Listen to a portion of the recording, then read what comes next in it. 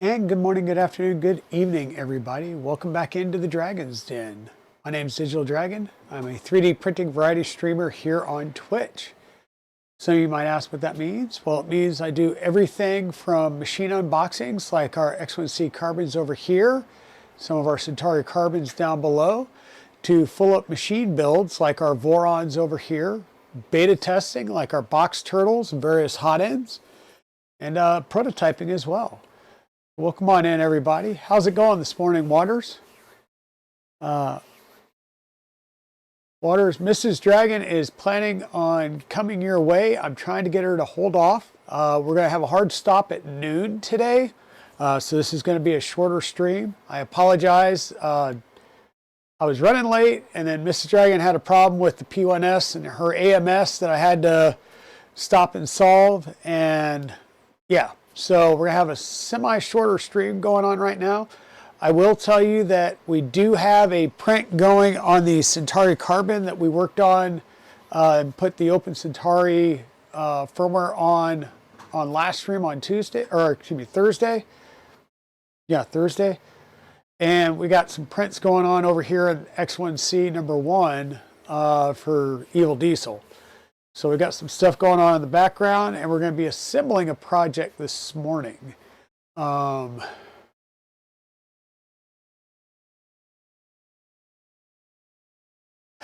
she did not run the twinkling through it. She was running the PLACF through it.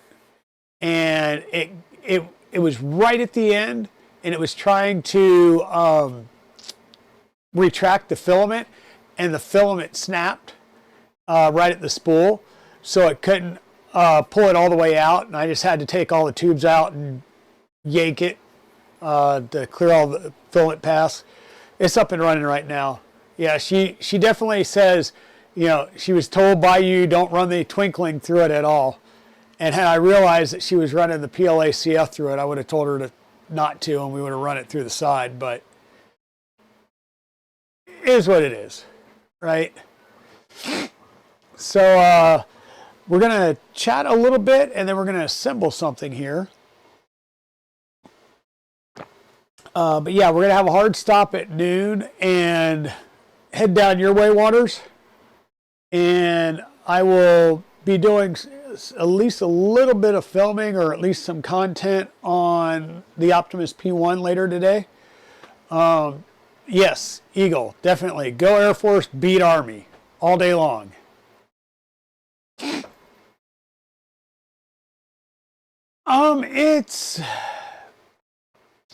It's not that it's too brittle, technocide, it's that it's too stiff. Okay, carbon fiber and glass-filled filaments are stiffer by nature, so you want, kind of like TPU, you want the smoothest filament path to the tool head, because it's not going to bend to make the, if you've ever looked at the back of your AMS, depending on what lane you put it in, you either have a somewhat slooping one, or you've got almost a straight through one. So if you're in 2 or 3, you're fairly straight, but if you're coming from 1 or 4, you're doing bends like this within the filament path, which one, you're going to start gouging the inside of your PTFE and blow your PTFE out quicker. And then 2, depending on the rest of the filament path, you're doing a lot of bends that it's not used to, right? There's a reason that like PPS-CF and some of these other more exotic filaments are on, they look like the same size spools, right? But the inner diameter of the spool is bigger because you can't bend the actual filament as much, and if you try to, it'll just shatter on the spool. Like, it'll wind up when because it's still pliable when they're extruding it, but it's going to blow apart on the spool, which is no bueno.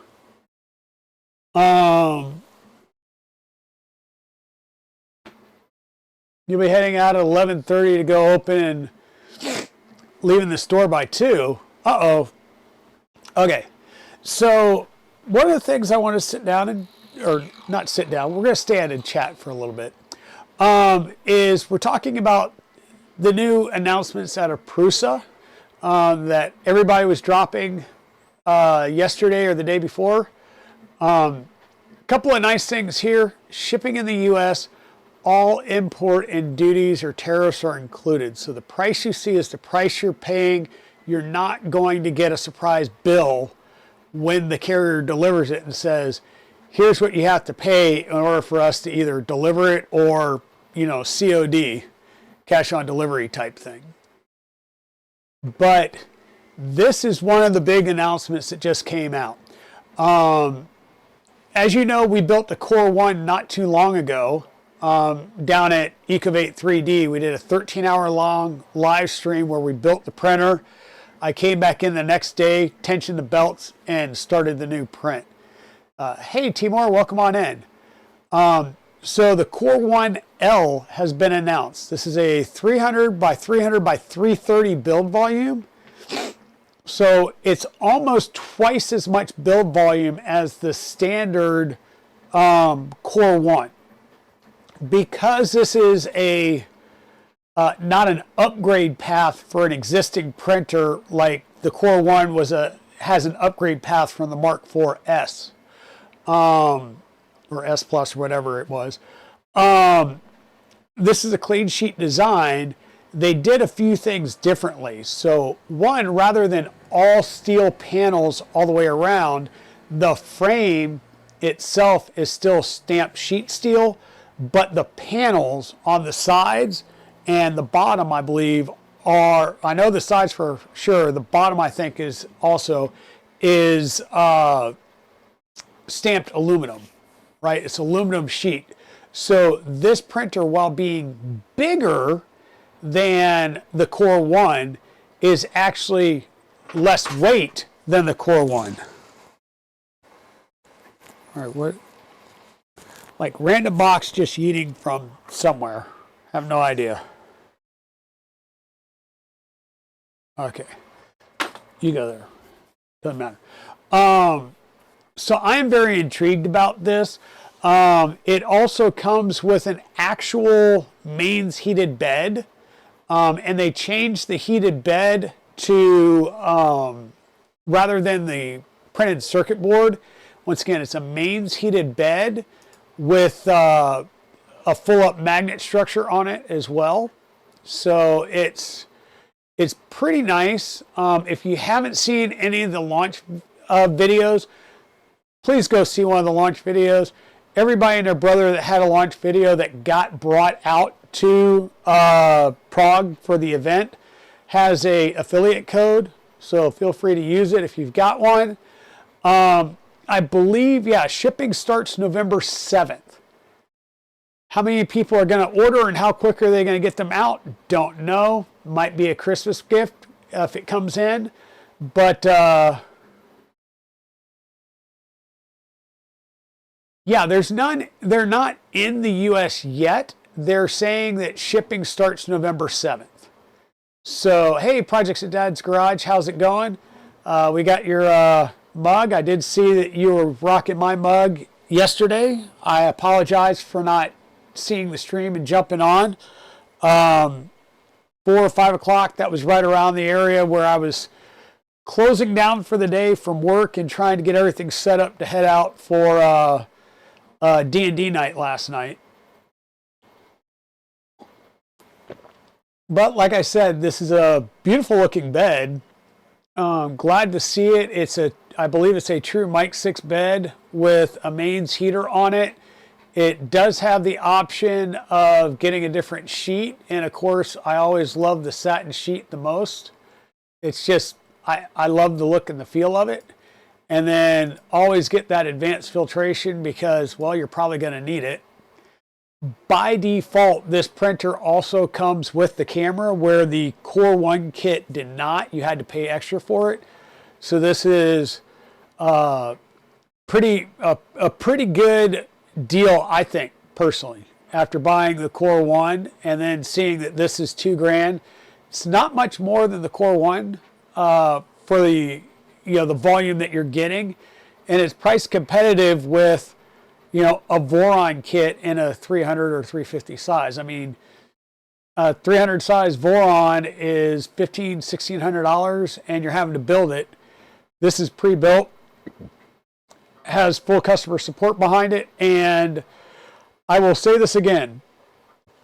I built my Core 1, right? I didn't buy the pre-assembled like I did when I got my Mark 4S or my Mark 4. I bought the Core 1. I fully assembled the Core 1. The next day I came in, I tensioned the belts, I started a 19-hour print, the rocket engine, right? We printed, yeah, the rocket engine here, although a little bit smaller, on the Core 1. I started print, I sat in the store for about 30 minutes, and then I went back home and let that 19-hour print go without sitting there watching it. Right? The Core 1 itself, let's see. The Core 1 depends on whether you get the kit or the standard. Yeah, it's $12.99. And once again, apples to apples, we'll grab a satin sheet and the filtration. So you're at $1,400. So $500 difference, and you're getting almost twice the build volume.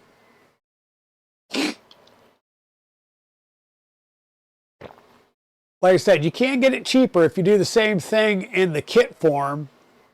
You're at $1,000, but then you're building it, right? The Core 1L is fully assembled out the door. There's no kit on the Core 1L just yet, and that's the way that they do it. They're sending the assembled ones first, and then they'll normally come out with a kit later on. But yeah, so I was really excited about this. And seeing this just because, let's be honest, I love the ecosystem. One of my printers, my Prusa Mini, sits down at Ecovate, and I can literally sit there and send prints to it from here or watch when they do prints. Yeah, keeping an eye on you there, Waters. You know, but it's a great ecosystem, right? You can't go wrong buying a Prusa or a Bamboo Lab, because if you're just looking to print and you stay in their ecosystem, it is so smooth, right? One of the other things that was announced was their open RF tagging, and I don't know if that's going to be listed out here or not. Probably not. It'll probably be on the videos, but they're doing an open RF. There we go, open print tag. So this is the RFID tagging. It's all the Prusa filaments. They're going to start coming out with the RFID tagging and a slightly modified spool that will now be AMS compatible. And I don't think they're inventing, let's double check. They are partnering with a bunch of people.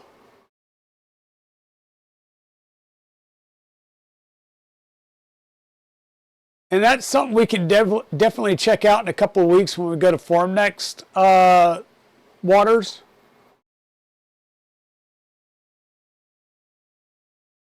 I'm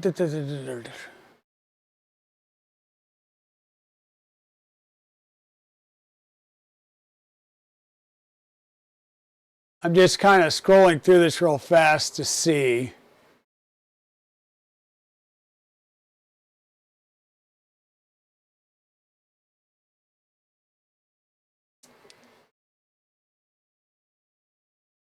I do know it's open source. They've added the specs. I honestly don't know the answer to that, but you can see that there's other manufacturers that are sort of on board. I mean, Positron printed solid, kind of expected, but you know, the Voron team, 3D Fuel, Filament PM, are starting to get on board and interested in bringing this out because this is open, right? It's an open open source RFID tagging solution. You can recode the NFC tag. So if you respool often, or you're switching and putting a different filament on there, all you have to do is just scan the tag, and you can rewrite the tag to identify the new spool manufacturer and type and run. I think it was. Waters, like I said, I will have to look into it, but I'm just saying that I like where this is going because, once again, Bamboo, proprietary and encrypted. Creality, proprietary and encrypted. Everybody that's coming out with RFID tags in their spools, they're encrypting them or they're proprietary, and you cannot use them outside of the ecosystem. Makes zero sense. Now, if Open Print Tag comes out and Bamboo will allow it to be read, right? If they will allow the AMS to read it and use it, then that would be great, because that gives us more opportunity to put spools on and get the goodness of an RFID tag, right? But same thing with Creality. It's only going to depend on whether or not they allow and will read these other tags or not. The other thing that came out that I thought was extremely awesome, and I don't know if it's on here,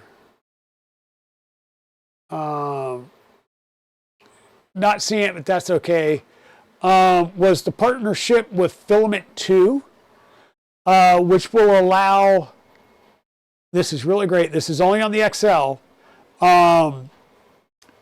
it is a like an add-on thing that will go onto the side of one of your tool heads that will allow you to print a 2-part silicone. And the way that works is the spools themselves, it looks like a standard filament spool, but it's actually tubes, and inside those tubes is a liquid. And at the tool head, because of this adapter that goes onto one of the tool heads, it will slice open that tube as it comes in and allow the liquid out and do the 2-part mixing in the nozzle, and you're printing a 2-part silicone that cures right on the build plate, comes off the build plate right easily, and it's super flexible, super robust, and heat tolerant. So it's going to be able to enable us to create a lot of cool things, and maybe even some like embedded O-rings and stuff like that. So I think that's some of the cool announcements that just came out. And I'm so looking to Formnext to see a lot of this stuff, because Prusa stuff's going to be there. We talked about Construct 3D and their new printer that's coming out.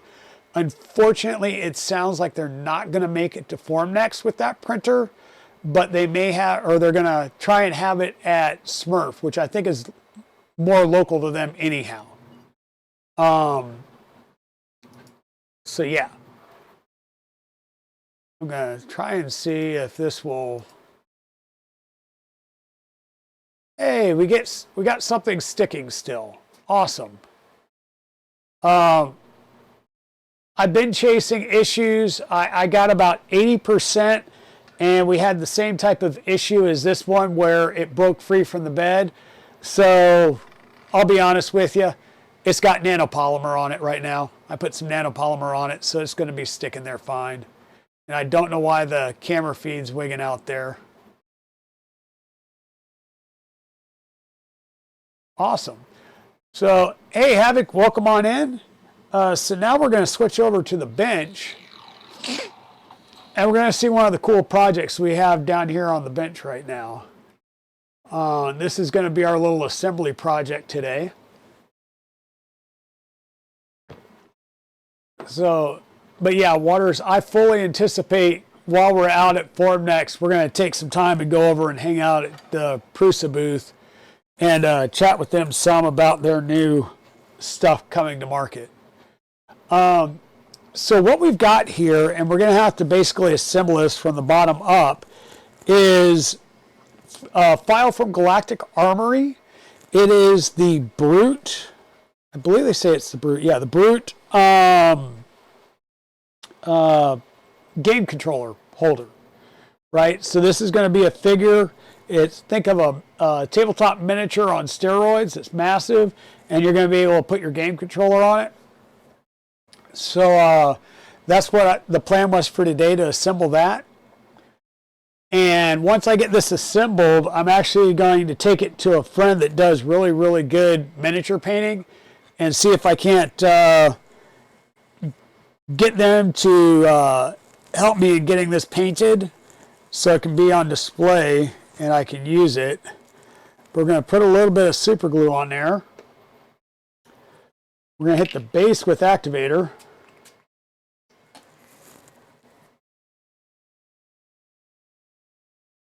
Hold that in place.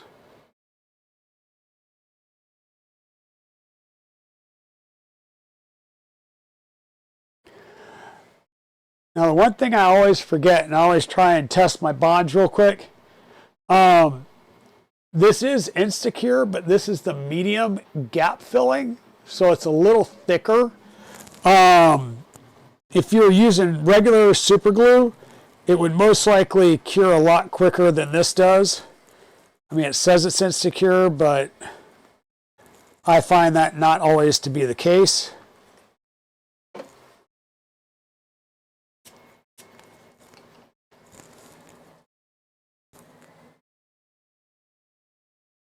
And definitely make sure that you dry fit these so that you know that they're going in the right direction before you start gluing them on there. Otherwise, you're going to be doing some reprinting.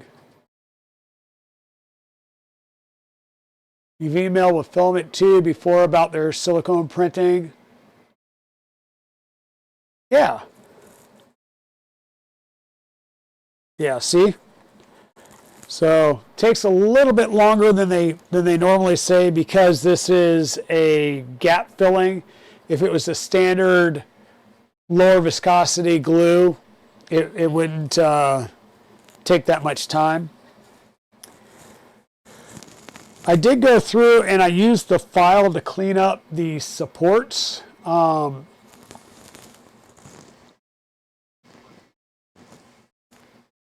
Whoops. Just trying to verify that this is the right direction. It looks like it is. Yep.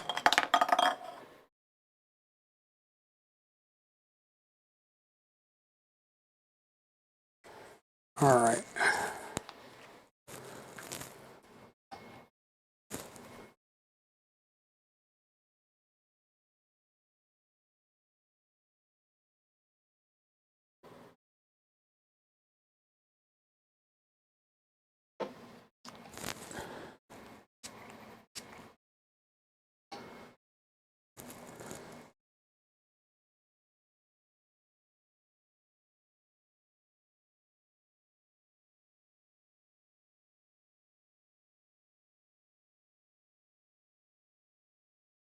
And some of these you're going to have to probably hold until they're really stuck, just because we need them to stay in place. And until we get a couple of these stuck together, they're going to be a little wobbly, and we don't need them to shift.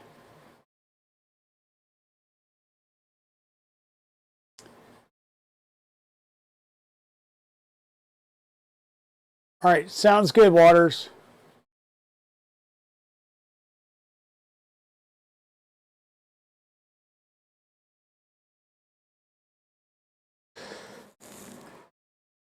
That means this one is going to be going there.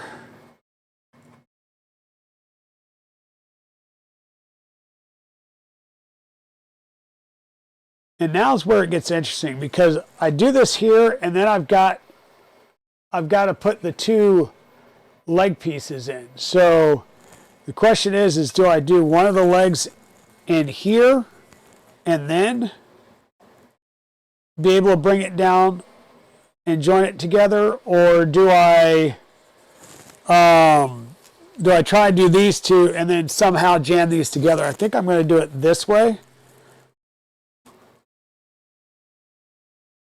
Yeah, I think I'm going to do it this way. Because that's going to give me the best chance of success.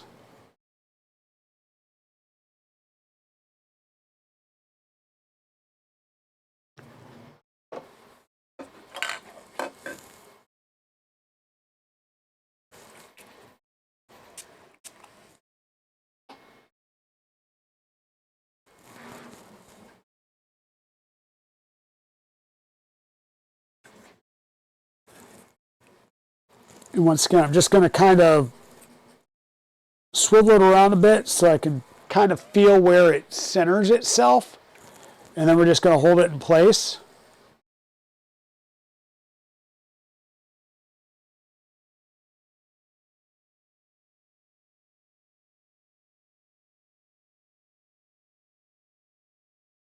But yeah, I'm really excited to see some of the new stuff coming out. You know, as we mentioned before, we've got the Centauri Carbon 2 coming out with its filament changing system.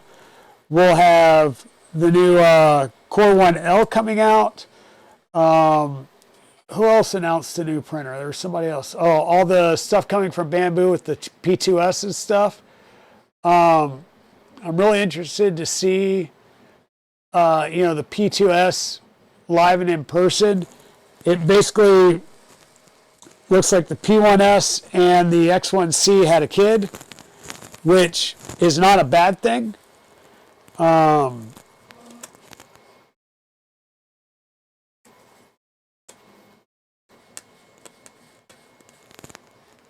So yeah, I think that's going to come out to be a really good contender. But then once again, it's, does the X1C make sense anymore at that point, or do they just basically obsolete the X1C to where the next major step up is the H2S H2D series, right?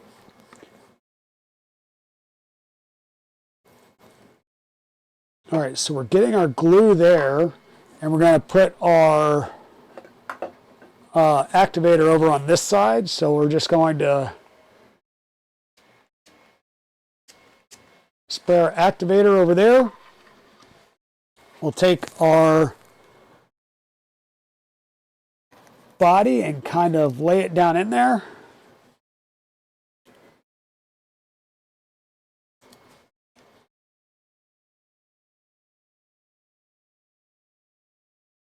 We'll hold them in place. We'll do a little bit of downward force, not a lot. You don't want to crack a joint. Hey, Icarus Links, how's it going? What's up? So we got a few things going on. We are assembling the, this is the Brute Gamepad Holder. So it should work for any of your gamepad controllers. And we've got a print going on the Centauri Carbon behind me that is, you know, we've just been trying to print with it since we, on last stream, we installed the Open Centauri firmware. I am seeing a little bit issues with the camera feed being a little stuttery. With the Open Centauri firmware versus the standard firmware. But we'll see how that goes over time. It is beta firmware, so there's going to be some bugs here and there. I fully expect that. Now, it's got this piece here that mounts in the front. And then there'll be another piece that mounts in the back. And we'll go ahead and try and get some glue on here.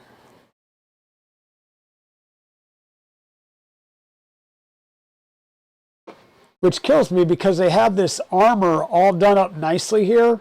And then you're going to put this piece on it that covers up all of the artwork on the armor. Same thing on the back. But the goal here is I'm going to get this assembled, and I'm going to have a friend down at the gaming store and see if they can't paint this for me. You know, and I'll commission them. I'll pay them for it. But yeah, he does some painted armies for people down at the game store. So really, really good guy, and does really, really good paint jobs and work. So I'm just gonna reach out and see if he can help me out. And yes, don't worry, I am going to learn to paint. I just know that this is going to be a signature piece that is going to be on display at the shop once I get the shop up and running. So we're just going to cover up his tushy there. So we're just going to spray a little bit of activator there. Add the little tushy piece. You see, armor is very nice and detailed there. Then you cover it up with a piece. Hey, Steve Builds, how's it going? Hope you're doing well. This is the Galactic Armory Brute Gamepad Holder.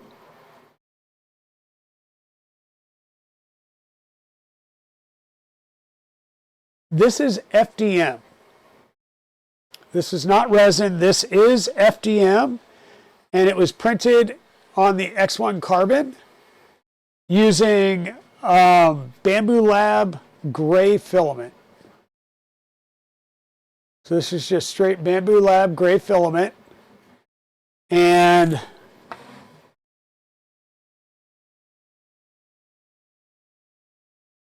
like I said, it prints very nicely. You can see over here where we've got, this is where the supports were on this piece. And I did do some rough sanding there to try and knock down some of the issues that you get with interface layers. But this is printed at 0.16 layer height.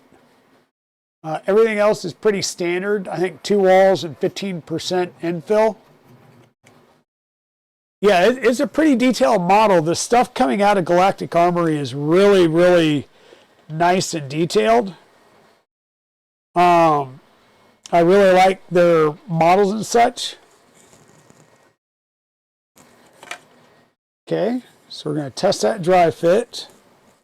A lot of this tucks in around the body piece, but I'm only going to glue up around this shoulder area. So how are you doing today, Steve Builds? What will you be working on today?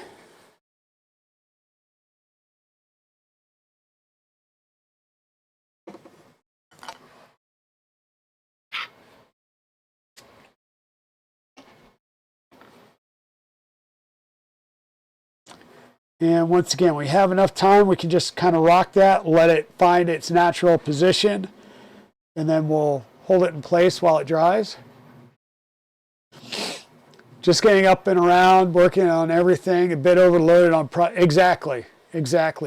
So we're in the middle of the Ender 3 NG, and I've been delaying continuing because I need to go out and cut some new upper Y extrusions.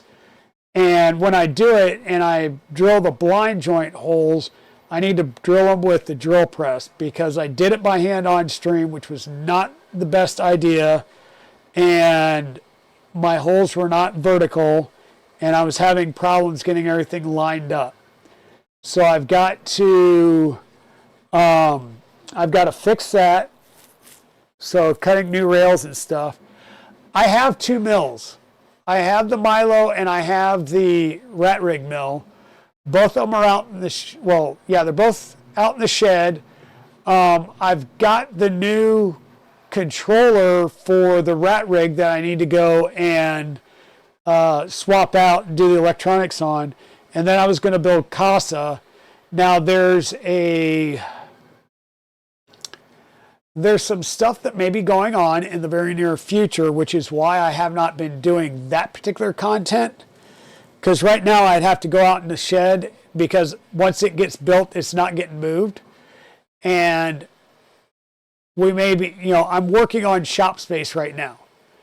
So if I get shop space, I'd much rather build that there and not have to build it and then move it.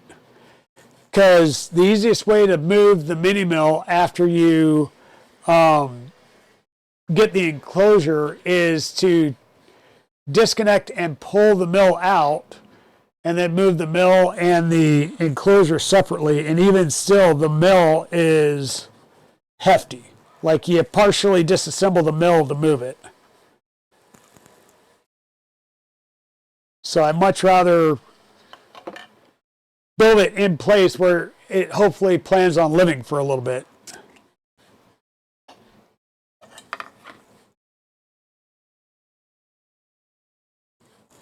Once again, I'm just kind of rocking it to help it find its natural position.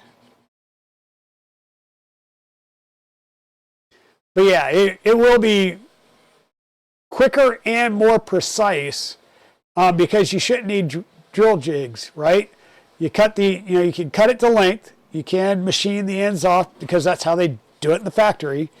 And then once you get everything aligned and you get your spacing, you can just, So yeah, one of these days. And the nice thing with the Milo is you can basically, it's got all the hand movements. You can run it not in CNC mode. Yeah, all the tools. Definitely all the tools. I mean, I do have a drill press. I just didn't want to go downstairs while we were streaming to process the rails, and I was trying to process everything fast on stream, and that was the mistake. The other mistake was not... Okay. This is this side. So you will see I did go in and file some things to get rid of some of the layer lines and the excess support material, like the interface layers, just to make it easier and ensure that we're getting a nice good bond right there. But that'll bond up there. And then, yeah, my painter guy will be able to take it from there.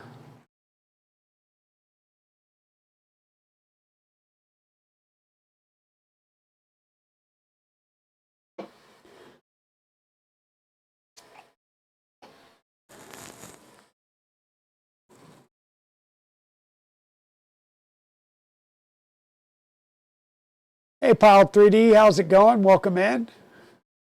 But yeah, I'm trying to work on some of these other projects. Like, we still got some armor stuff that I did that I printed over a year ago that still hasn't been assembled.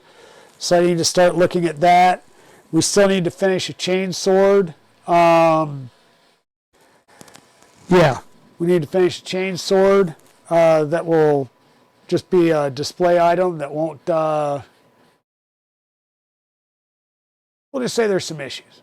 Games Workshop is not playing nicely with everybody these days. But yeah.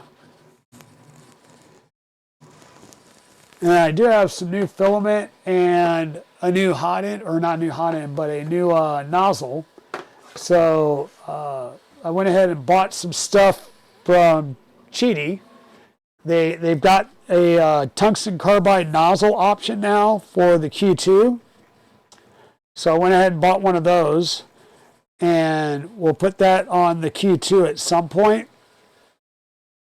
And then I figured might as well try out some of their filaments while I'm at it, because, well, might as well make shipping and stuff worthwhile.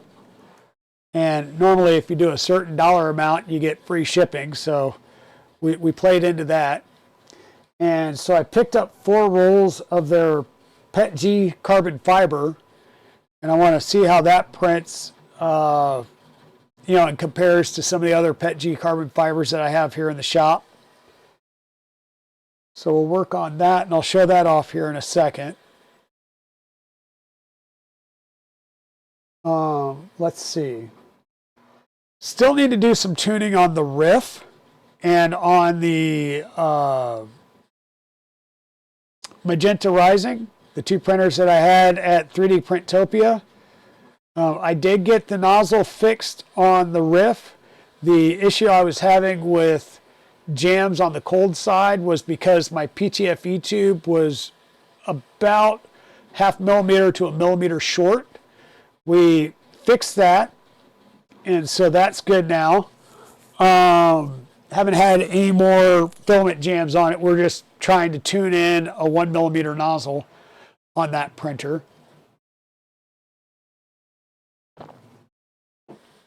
We'll be going down to Ecovate this afternoon and working on the Optimus P1. We did hang, I did take the electronics down there. The electronics are hung, and the tool head is installed physically back on the printer, but the cable for the CAN bus is not long enough.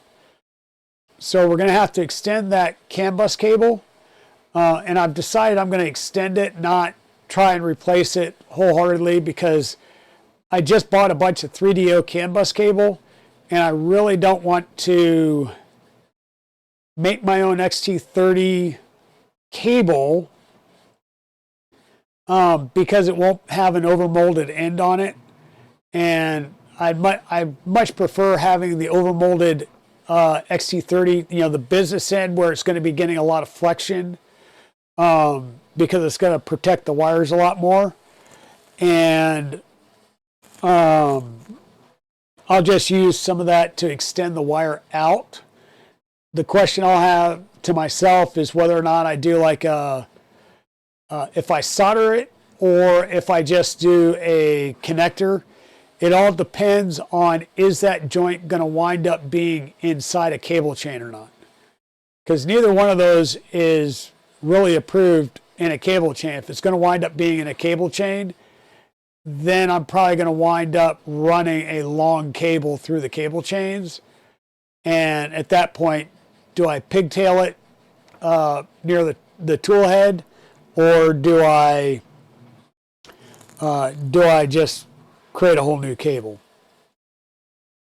Decisions will be made, but they'll be made at the store. Now, on the head here, I did just notice, focus, there we go. He's missing a couple of lower teeth there. Missing that one there, whoops, and one or two over here. So apparently when I was cutting the supports off, I got a little crazy in there, and he lost a couple teeth. So he's lost two over here on this side and one on the other side. I think we could just file it down and call it as some battle damage and roll with it. Otherwise, I'd have to reprint a whole new one. But you'll see how we got some of the support stuff over here. I was trying to file it down some, and I was thinking, one, it's going to be at the back side, so it may not be too visible. Two, I do have some options. We can use some filler, or I've got some UV resin, so I can put some resin on it, cure it with a UV light or a laser. I know Evil Diesel has that stuff, and then we can sand it down flat. But I really want my painter guide to be able to tell me what's the best way to do that. So for now, I'm going to put his head on here so you can see the whole thing. But I'm not going to actually put the head on there just yet, because I want to see what my painter guy says. So here's the full guy. And like I said, I don't have a gamepad to put on here, and I do want to let the glue dry a little bit more before I start adding any weight to it. But this is our guy. His head's going to be rocking because he's not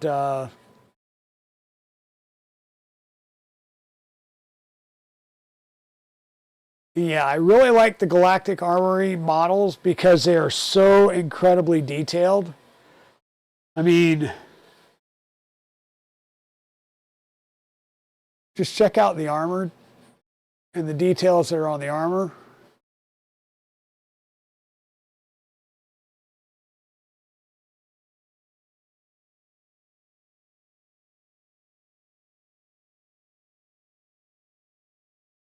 And that's why I want to get one of my modeler buddies to really come in and paint this, because they're going to do justice to this that I just will not be able to at my skill level.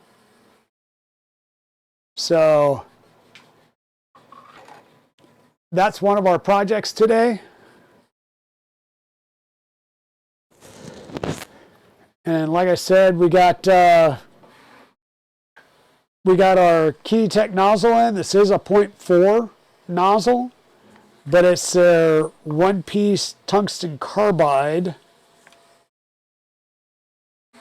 nozzles. So once again, one piece bimetallic.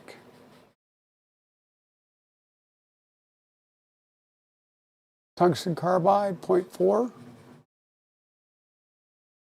So this should pretty much last for as long as I need it to. You normally don't have issues with tungsten carbide unless you really play aggressively with them. Yeah, it does. And you know, things like the bolter pistol that we did, I still have some accoutrements to put on, and we still need to do some sanding, filling, priming, and painting on this. So once again, projects that need to be finished. I left this out for now because all the accoutrements are sitting down in there. But yeah, just having the ability, and that's where I got super glue where you shouldn't have had super glue. But yeah, this is something that I can paint because it's bigger, it's slabbier.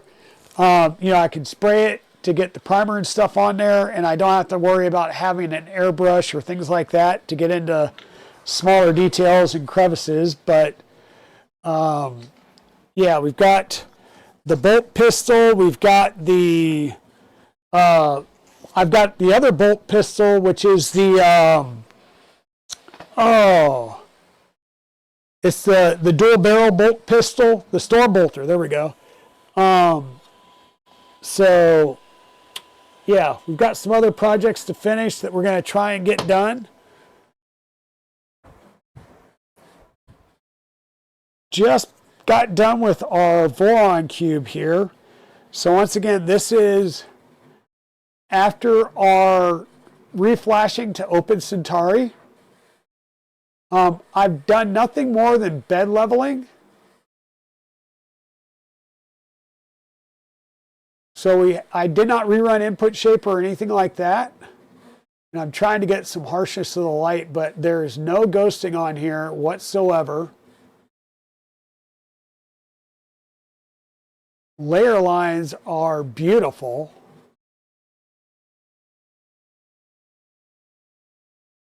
Our first layer.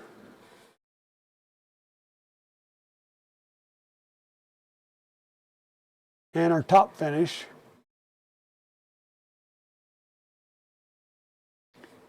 So this is the Deep Space ASA from EPAX. I believe it looks like, was it Dark Magic from Cookie CAD? But this looks beautiful. This is the color that we're doing on our Ender 3 NG. And once again, there's the new back panel that I reprinted that we're going to put on the Ender 3 NG. Right? So I just need to pull the den rail and put the den rail on here. We need to put a couple of heat set inserts in, which probably would have been easier to do before gluing it all together. But how are you doing today, Pez Liz? That'll be the new back panel that we're going to put in the Ender 3NG. And like I said, we're going to be making more progress over there shortly. We've got the I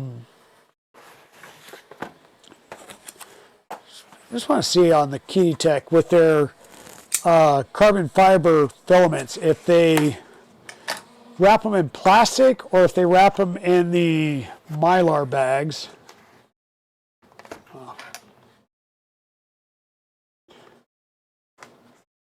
Now this is PET G carbon fiber, so it prints at 240 to 270. Yeah, they wrap it in the Mylar, which is really nice because your plastic bags, your clear plastic bags, over time, they will get air penetration into them. The Mylar bags seal up very nicely, and they don't tend to, break seal. So better for storage if you're buying this in a lot of bulk, and then it takes you a while to dig through it.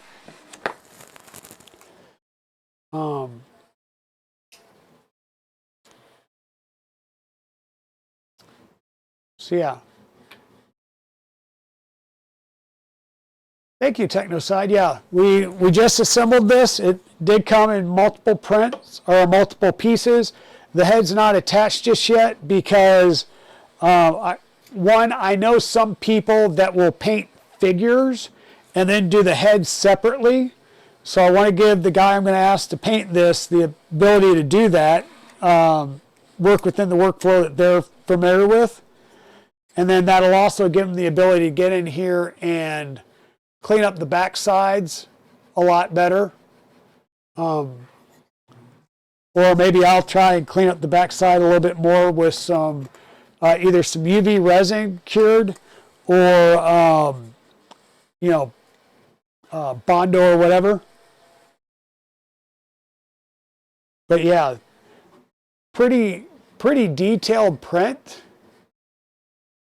Once again, this was printed in 0.16 layer height on the X1 carbon using files directly from Galactic Armory. And this is, once again, the gamepad holder. So you'll be able to put your wireless gamepad right there. And like I said, I don't have one yet. I need to get one for the gaming rig, aka the streaming rig. But overall, I think this is going to be pretty cool looking.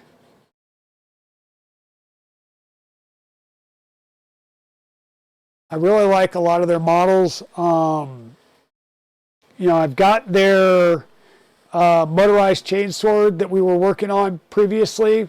That's to the point where I've tested the electronics. Now it's just I need to take the part, take the chain off so that I can prime and paint everything that's going to be visible and then reassemble it. The nice thing is the majority of that is going to be rattle can because it's large and it's going to be slab sided so that we can paint that stuff and then come back in and do some detail work on it, which is where I'm starting at. Is, I do have some miniatures. I am starting to paint some miniatures. My skill is way not there, but we're working on it.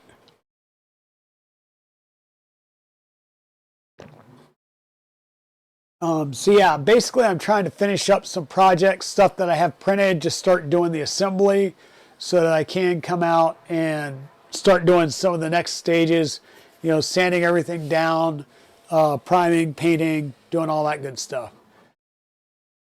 Yeah, this is, I am impressed. I have done prints with 0.08 layer heights and it comes out phenomenal.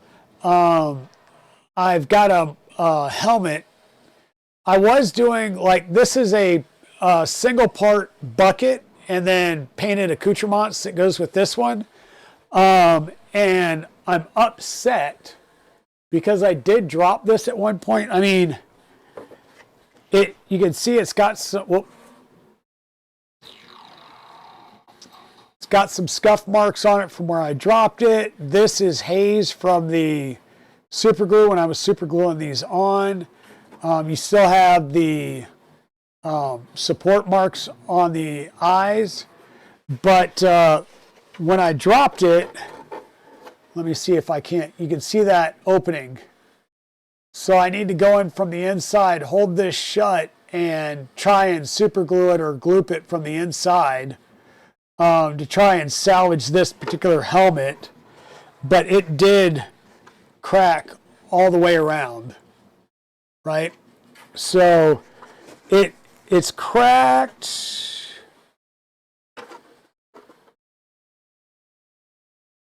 Yeah, basically from this ear well all the way around to the front of this eye socket.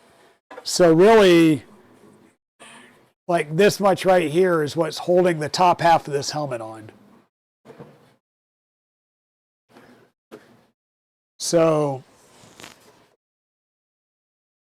yeah, we just need to, I like my buckets, I like my helmets. We're going to be doing some more prints like that, doing some larger prints. You know, we are starting the shop up. We are doing prints for various people now. So the more of these types of things that we can have out on display in the shop are just going to show off the reach that we can do. But yeah, didn't have a whole lot for stream today, just because, once again, we can't make progress on the Ender 3AG right now because I need to recut the rails. But once we do that, we should be able to start making some good progress again. The stealth changer, so we're doing stealth changer with Fey Dragon. We could probably start building tool heads, but beyond getting tool heads prepped and ready, is pretty much take the doors off and start doing clicky clack. We might as well take all the doors off because we're going to swap out the electronics, right? We're going to go with the Leviathan with the expansion board. So we're going to swap out the electronics. We're going to swap out the Z drives and go to the Galileo 2 XL Z drives. We're going to swap the gantry out for the LDO all-wheel drive gantry. And then we're going to do the stealth changer build on it. So this one's going to be on the bench for quite a while as we roll through that set of mods. And then Iron Dragon over here. So this one's going to lose its box turtle because I want to run it as a stealth changer for a while before we do anything else. This one, which is Iron Dragon, the one that has my old logo on it, we're going to be putting a all-wheel drive kit on this as well. I've got a set of superpower and a set of Kraken motors. So one of these is going to get superpowers, probably this one, and then this one will get the Kraken motors for the all-wheel drive setup. And then we'll also be putting a Jabberwocky on Iron Dragon, and we'll be rebuilding the the box turtle to the full enclosure setup and bringing everything up to the final spec. I do have several box turtles I'm going to be rebuilding, and in order to facilitate that, I've got 4 sets of the injection molded trays. So these trays are injection molded and set up from the get-go for desiccant trays, right? So we got the nice LDO logo in there. It's set up for the desiccant trays. You can run it without the desiccant trays. It's not going to hurt anything. Of course, we get all the heat inserts that you could ever want. Which way did you go in there?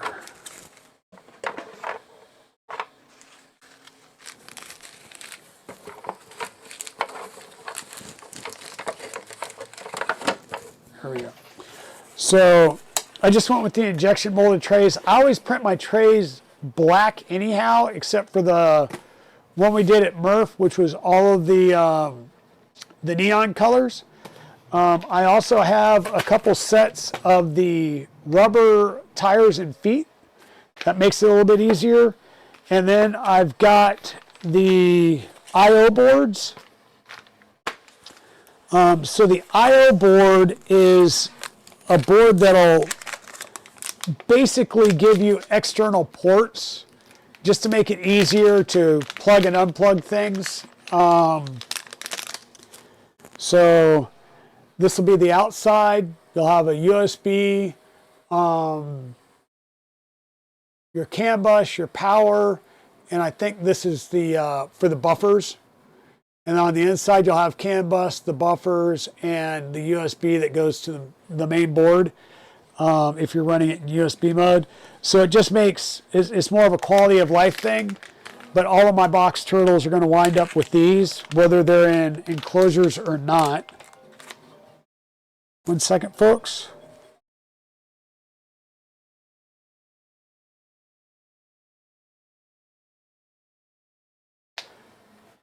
My son was trying to call me. So we'll be doing those. I do have the enclosure kit already. I've got all the stuff for the stealth changer already. I've got all of the stuff for the all-wheel drive for both of these ready to go. I have all of the parts and all of the printed parts done for the Casa enclosure. Once again, I can't build that enclosure up here because I won't be able to get it through the door. So that's going to have to be built somewhere where I can get it through the door, or quote unquote in place where it's going to live. And then once we get that built, we'll mount the Milo mini mill inside of it, get all the electronics, because it has a separate electronics pod, so we'll get all that built out, and then we can start doing our testing of the Milo and start cutting some chips. The rat rig mill, there's a new controller that I got in for that. There was an issue with the original controllers that came out in the testing, so I have a new controller, so I need to do some swap and fixing on that, and then we'll be able to try out that as well. So I look forward to getting both of those mills up, because then things like all the plates that I'm getting through Send Cut Send, I should be able to cut those myself and make life a little bit easier to do some of the mods and stuff that we do on our printers. Now, does that mean I'm not going to do things like from Vitali or from LDO, all-wheel drive, the all-metal CNC kits and stuff? No, I'll still use those. Got to support all of our vendors.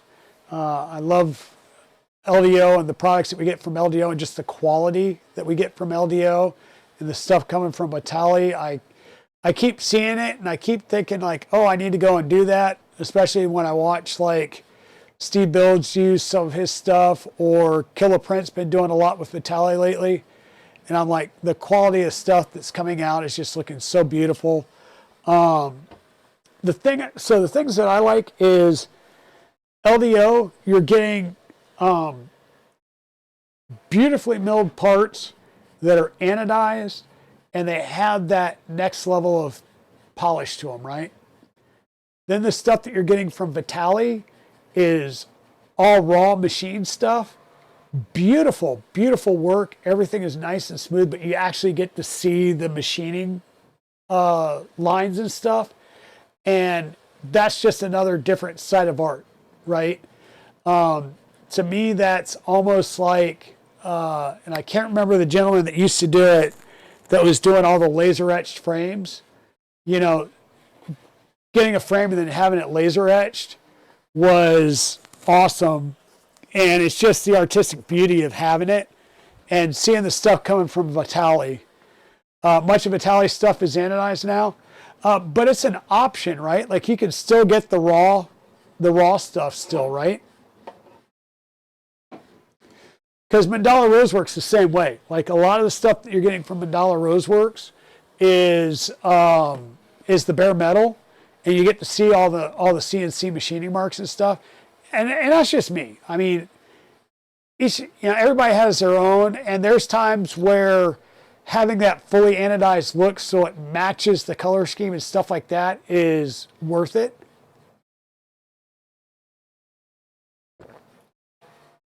And then there's times where, you just want a brute beast, and why pay for anodizing if you just want a brute beast, right? That's always going to sit in the back shop that nobody's really going to see unless you're taking them on a tour or something.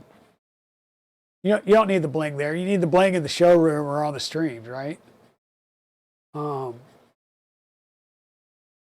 yeah, just a lot of those. I need to get some Vitaly stuff is kind of where I'm going with that, because I've always liked it. I've just never gone out and gotten any of it, and I really should. But yeah, that's kind of where we're at today. Like I said, I didn't have a lot on the plate to do today, because I need to do some work in the background to cut some extrusions and things. Yeah, sometimes the bling is just to make you happy. Like, I really, not to show off Mr. Jack. Yeah,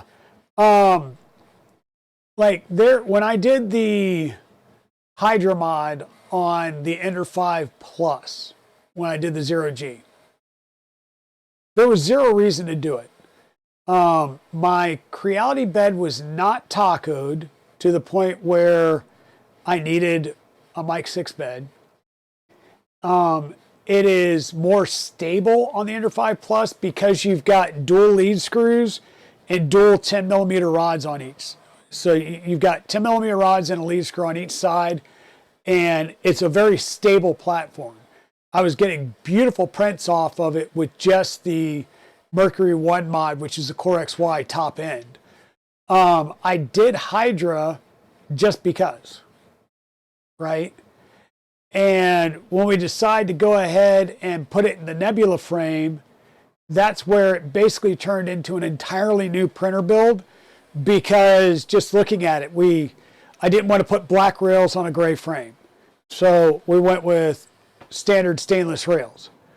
So we got all new rails for it. Then Turtle Crawler got us into the Syncut Send. Well, I went to Syncut Send, but the metal parts for the gantry, and then the metal parts for the Z motors, and the 3D printed metal parts for the bed yokes and stuff.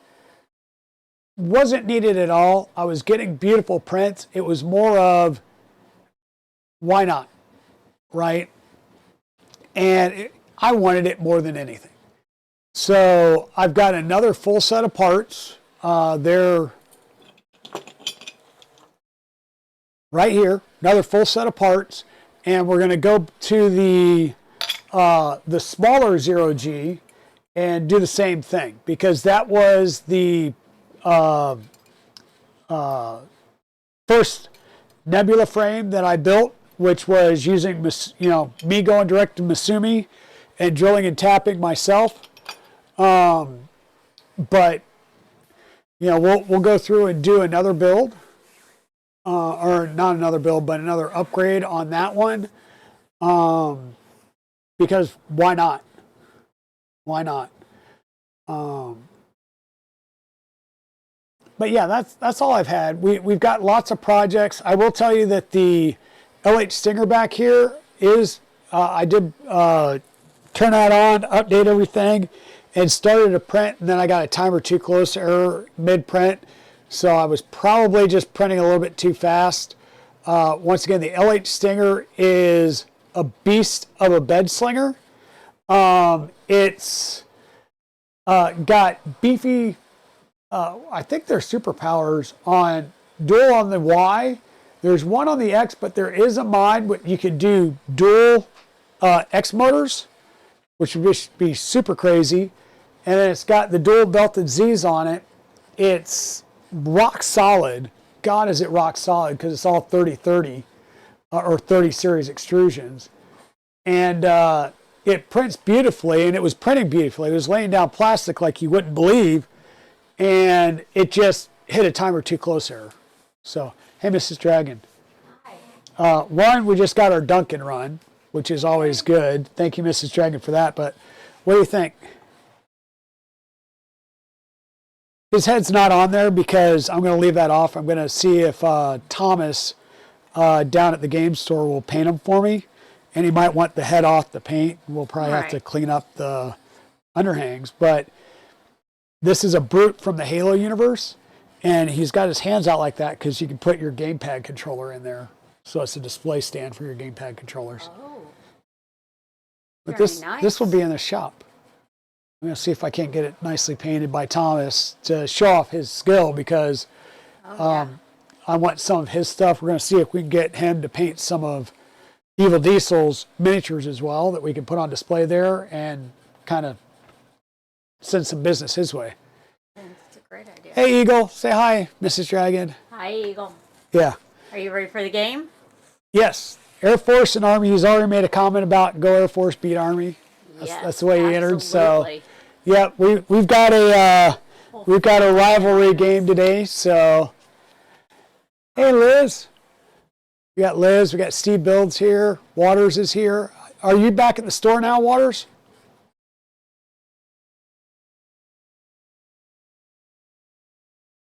We got a bit of a delay, so it might take him a little bit to respond. But yeah, like I said, we did get our Dunkin' run. So, hey, Hutch's Makerspace, how's it going? Hope everybody had a good and safe Halloween last night. For those of you that were playing, if not, there was several streams on last night. I know Jeremy and Kilo over at Lee Marie 3D had their stream going on for domestic violence or abuse charity. So what a Halloween you had, freezing windy and rainy. It was actually pretty nice here, but we've had lots of cold. Well, it's been cooler. Like we're down in the 40s and 50s. We're still at 55 right now at almost noon. So it is starting to get cooler here. So Timmy's run there. There you go, Hutch's Makerspace. Raised over 2,000 for 2 domestic violence. There we go. Nice.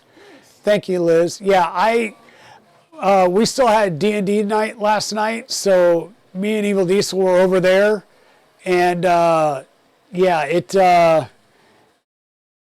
was fun. But we don't get kids in our neighborhood. Most of the kids in our neighborhood go to like their church or school trunk or treats or their old neighborhoods because we're what 12-ish houses, and we're kind of outside of town. So I think about 16 now. But about 16, yeah. Well, I knew it was about a dozen or more. Yeah. But we're not like a huge neighborhood, right? We're 106 on Thursday in sunny downtown California. Oof. That sucks, Timor. Yeah, absolutely. Especially this time of year. We can go downstairs. Okay. All right. We'll be finishing the stream here shortly, and then we can take off and head down to Ecovate. Yep. So yeah, I will tell you all that for those of you that were on the stream when we put this together, the claw. This is from Alex Geek's workshop.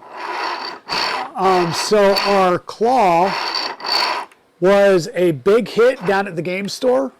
So we've done the Power Fist and then the claw, and I took them both down to the game store, and they were massive hits down at the game store. You know, that was a really cool print. I'm really excited about that one. I've got some more from Alex Geek's workshop we're going to do. We've got the chainsword from Galactic Armory we're going to do. I'm going to do the chainsword from Alex Geek Workshop. I've already got the files and all the parts to do that. We're also going to do a Doomslayer shield from the new Doom game. and that is a fully spinning shield. So we're going to be doing that. And then I just saw where Alex Geek's Workshop came out with a chain axe. So that's fully motorized chain axe. So I may be doing that one as well. Hey, multi-headed Voron, how's it going?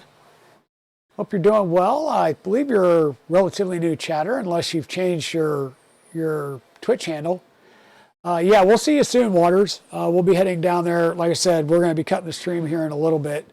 But the biggest thing that we were printing out or working on today was assembling our Halo Brute. This is basically like a supersized miniature. Yeah, okay, you're a guru of null. Okay, there we go. Because it wasn't saying you were a new chatter, but I was like, that's a new name. But this is the Brute. This is a gamepad holder. So whether it's PS or Xbox or, you know, pick a gamepad. So we're going to have this guy. There's a guy at the game store that does painted miniatures for people. And I'm going to see if he's willing to do painting of this. We'll get him some Halo references and have him paint this for us. The heads, I didn't glue the head on because I know a lot of people want to paint these separately, at least at the miniature size. So we'll see what he wants to do. Oh, well, yeah, multi-headed Voron works well. But yeah, we've got a lot of projects going on, and I'm trying. So I'll say let's bring it in and talk some rumors, right? So we're looking for shop space. I'm getting ready to send an email out to the broker now to pass to the landlord to start the negotiation process for a shop space. It's pretty good size, and we're going to have all the printers, not all of them, but a good majority of the printers are going to be able to get moved into the shop space, along with Evil Diesel's resin setups. All of my printers that are over at Evil Diesel's house will go over there as well, and the mills, which is why I'm hesitant to start on some major projects, like tearing one or both of these down, because this is going to get the 2.4 right here underneath the helmet is going to get electronic swap out. It's going to get all new Z drives because we're going to go to the Galileo 2 XL Z motors. We're going to do an all metal gantry mod on it with either superpowers or Kraken motors. We're going to be making this the stealth changer with a clicky clacky door. I mean, it's got to be taken almost completely down to the frame to rebuild it, right? Because we're doing all the Z's, we're redoing all the gantry. It's going to be a full rebuild.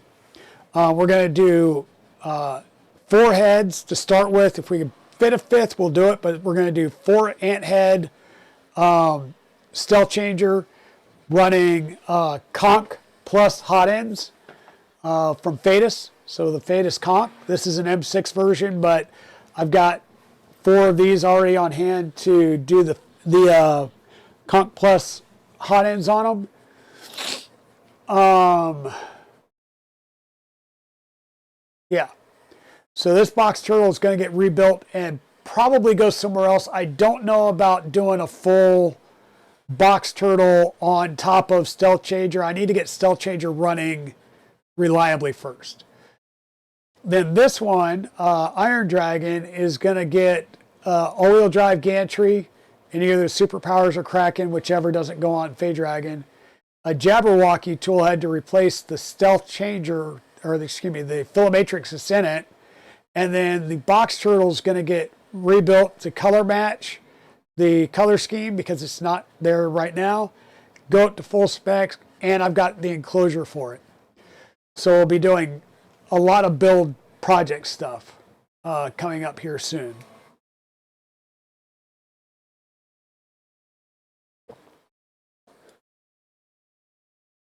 Oh, nice. Yeah. I will tell you, the Conch Plus hot end is amazing. Some people, like, I want to try the M6 because, oh, you can just do nozzle changes. Okay, great. The conchs aren't that expensive. So if you want to, you know, in a stealth changer or any tool changer, I'm going to suggest keeping all of your tool heads as like as possible. So that's why all 4 of mine are going to be 0.4 and all the same. If you're going to do a 0.6, make them all 0.6. Our slicers aren't there yet to reliably mix nozzle sizes. We're getting there, but not there yet. But you're getting good flow rates out of them. The Conch Plus has the end coat on the whole throat and heat break, and then you've got the silicon carbide nozzle, so you're not going to be tearing up your nozzle. And I have found it very easy to fix a clog when I do get a clog. You're able to heat up the whole thing and pull or push through. So I've been able to clear the clogs out of mine very easily. I know that Projects in Dad's Garage has had issues with his ant head. And Projects, did you take the hammer to your ant head yet? I don't think you did, right? Because you were going to do the Dragon Burner, and then you switched over to the Sus Burner tool head for the Micron, which is almost built fully, but it hasn't been installed yet, if I remember right, unless I missed a stream. And then I believe you're going to take a hammer to the remnants of the ant head. Now, he was having issues with his ant head because he had, I believe it's the leaf cutter, filament cutter in it. Okay. If you're not using the filament cutter, you should be good to go with the ant heads.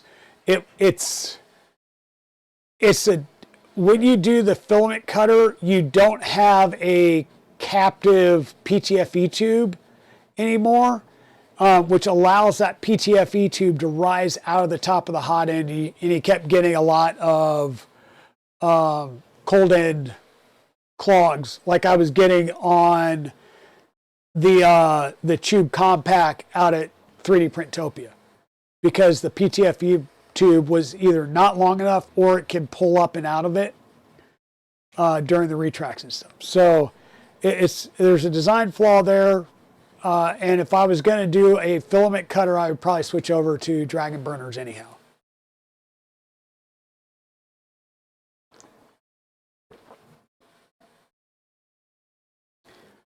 Well, and the way to make that captive is because you're putting a board out, so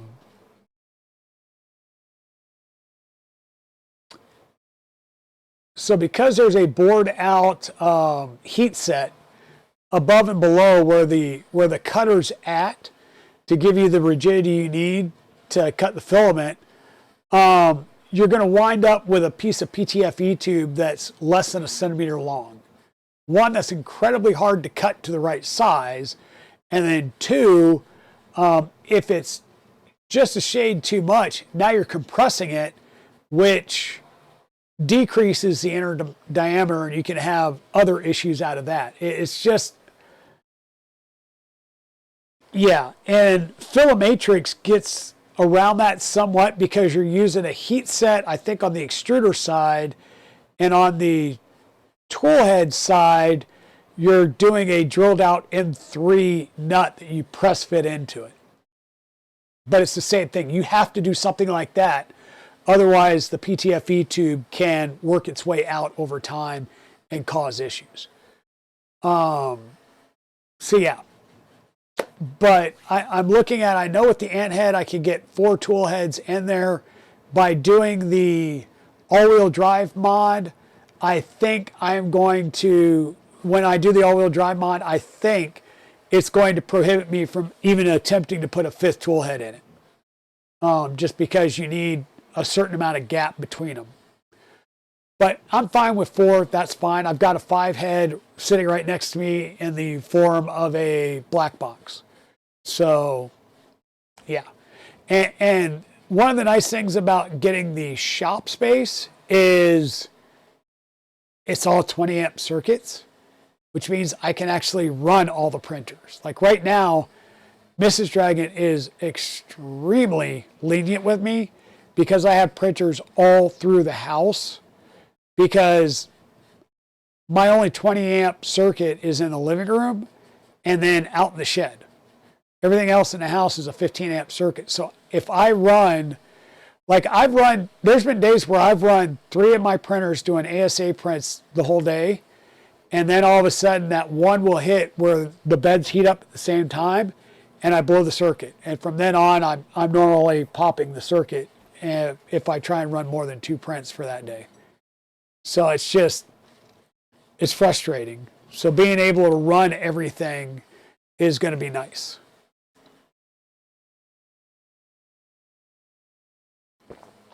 So, but yeah, so that's where I'm at today, folks. I know this is going to be a short one compared to everything else. But the good news is there's other people that'll be on later today. And Steve Builds will be on tomorrow for a long stream, I'm sure, or normally a long stream. I love spending my Sundays watching him. But thank you everybody for being here. I'm going to go ahead and jump off here and get ready to head down to Ecovate. I need to do some content because, like I said, we did install a bunch of stuff off camera, and I didn't do any content on that, so I will do some content there and post that later on as shorts or something. But thank you everybody for being here. Yes, next week is the Maker Meetup down at Ecovate 3D. So when I stream next week, it will be from Ecovate 3D, and it will be working on the Optimus P1. So that'll be a fun stream. That's why I did not. There was part of me that wanted to go down there today and do it, and I did not. I want to figure out the cable stuff off stream. It's just going to be easier and better to do it off stream. So, because I'm going to have to climb around on the machine. So we'll go down and do that today. And next week, we'll have Tuesday and Thursday normal streams here in the den. And then next Saturday, we're going to come live to you, live from Ecovate 3D as we work on the Optimus P1. And then we'll cut it off when they open the store at noon and we go into the Maker Meetup. So thank you everybody for being here. I really do appreciate you. And I just realized we're in an ad break, so I can't end with an ad break going on. So we'll hang around for a little bit. Enjoy some Dunkin' coffee that Mrs. Dragon brought to us. Finish off my breakfast, which is a cafe latte protein shake.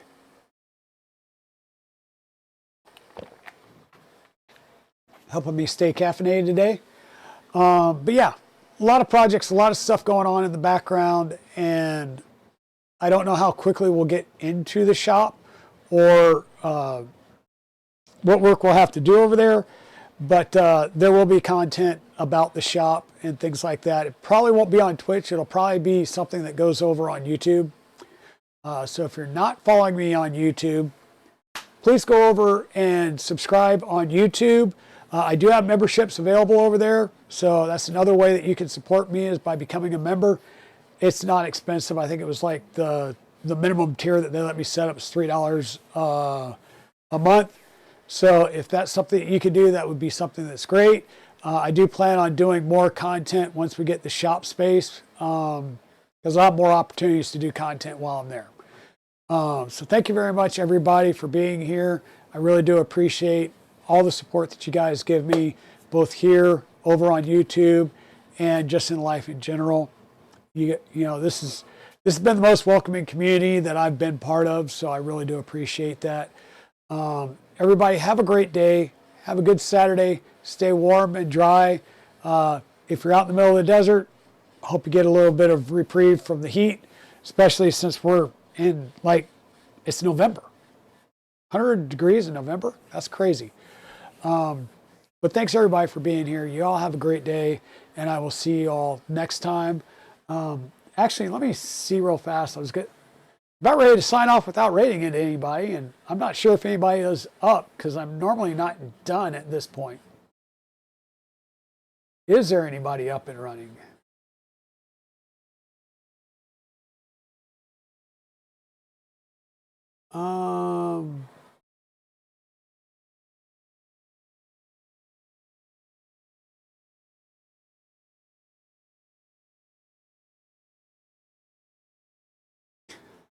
Okay, so there's a few people up and running.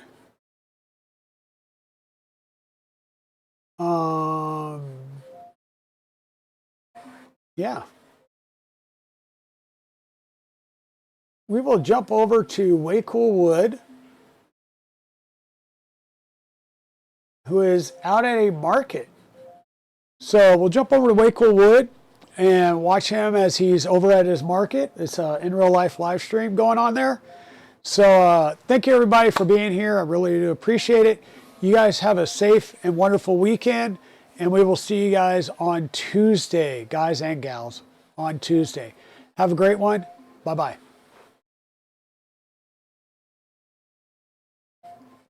And for those of you that are watching this later on YouTube, thank you so much for being here. Like I said, if you like the content, please be sure to hit the like button down below.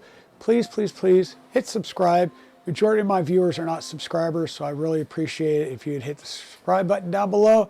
And go ahead and make sure that the bell's checked so you get notified of future content. Speaking of other content, YouTube's going to be suggesting a new video for you right over here. Thank you.